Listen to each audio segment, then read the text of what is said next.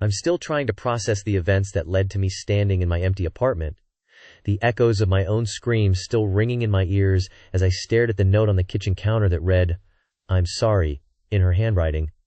The words feeling like a slap in the face as I realized that my whole world had been turned upside down in an instant.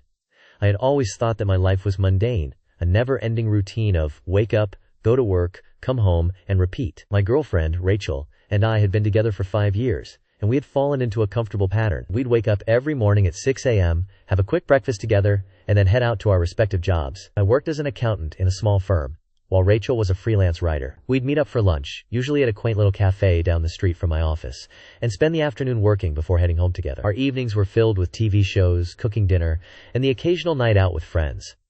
It was a simple, predictable life, but it was ours, and we were happy, or so I thought. We had our disagreements, like any couple, but we always managed to work through them. Rachel was my rock, my partner in every sense of the word. I loved her more than anything, and I thought she felt the same way. We'd talk about our future, about the house we'd buy, the kids we'd have, and the life we'd build together. I had no reason to doubt her, no reason to think that she was hiding something from me. But I guess that's what made it all so shocking. I remember the days leading up to the incident. Everything seemed normal. We'd gone out for dinner with friends, watched a movie together, and even talked about our plans for the upcoming vacation. It was all so ordinary, so routine, that I didn't see it coming.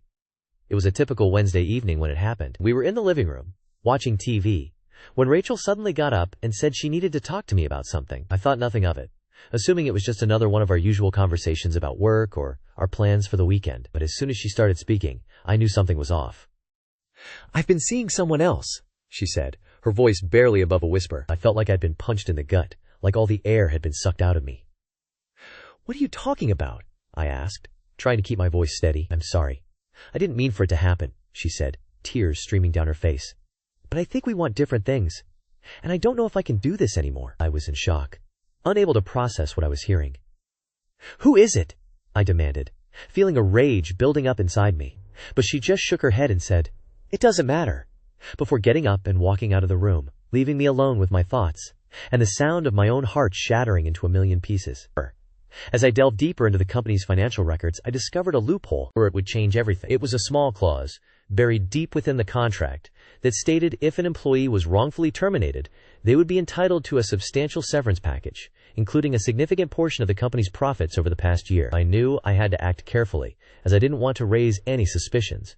I spent countless hours poring over the contract, making sure I understood every detail, every word, and every implication. The plan began to take shape in my mind. I would use this loophole to my advantage. To get the revenge I so desperately sought, I started by gathering all the necessary documents, every email, every meeting note, and every record of my interactions with my former employer. I organized them meticulously, creating a timeline of events that would clearly show the wrongful termination. I made sure to include every detail, no matter how small, as I knew it would all be crucial in building my case. With my documents in order, I began to reach out to former colleagues, people who had witnessed the events leading up to my termination. I asked them to provide statements, to corroborate my story, and to testify on my behalf if needed. Some were hesitant at first, but once they understood the gravity of the situation, they agreed to help. I made sure to approach them in a way that was respectful and considerate of their time, as I knew they were taking a risk by supporting me. As I continued to build my case, I started to notice a sense of calm wash over me.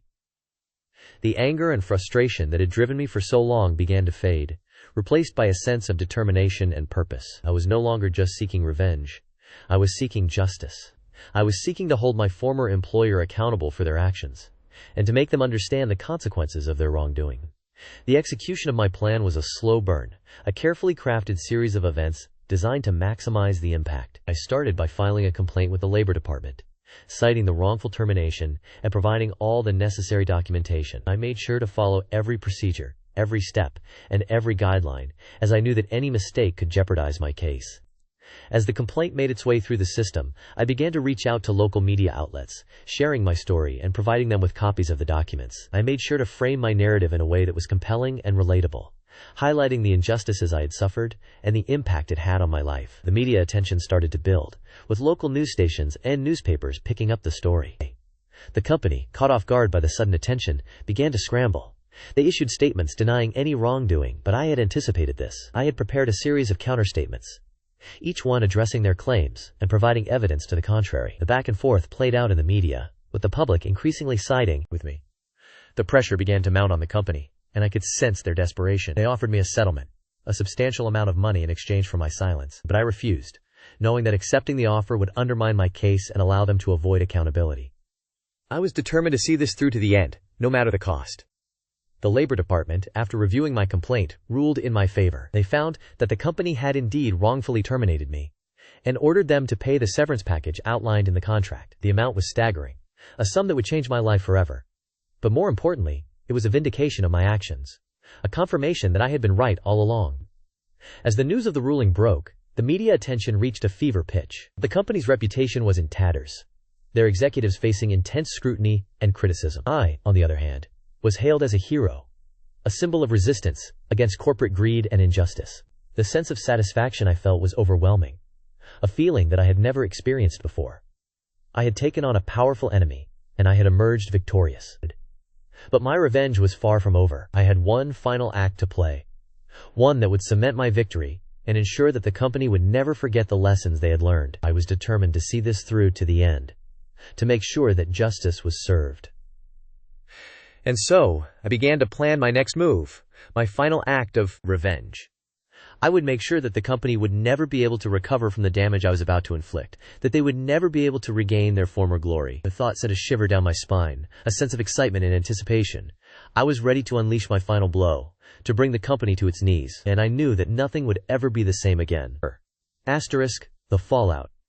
It's been 2 years since the dust settled, and I can confidently say that justice has been served. The CEO, who thought he was above the law, has finally faced the consequences of his actions. The company's board of directors, after conducting a thorough investigation, found him guilty of embezzlement, corruption, and creating a toxic work environment. He was fired, and his reputation was left in tatters. The lawsuit I filed against him and the company resulted in a substantial settlement, which I used to pay off my debts and start fresh. The court also ordered the company to implement new policies and procedures to prevent similar situations from happening in the future. But the sweetest victory of all was seeing the CEO's personal life crumble. His wife, who had been oblivious to his infidelities and shady dealings, finally discovered the truth and left him. He was left alone, with nothing but his wealth and his shattered ego to keep him company. As for me, I'm doing great. I've started my own business, which has been thriving. I've been able to create a positive and supportive new work environment where my employees feel valued and respected. I've also been able to pursue my passion for writing, and I've published several books and articles. I've learned that standing up for what's right, even in the face of adversity, is always worth it. I've learned that I'm stronger than I thought, and that I can overcome any obstacle. And I've learned that justice may be slow, but it's always sweet. I'm proud of myself for taking a stand, for fighting for what's right, and for never giving up. I'm proud of the person I've become, and I'm excited to see what the future holds. I'm living proof that you don't have to take abuse or mistreatment from anyone, whether it's a boss, a partner, or a friend. You have the power to stand up for yourself, to fight for your rights, and to create the life you deserve. TLDR.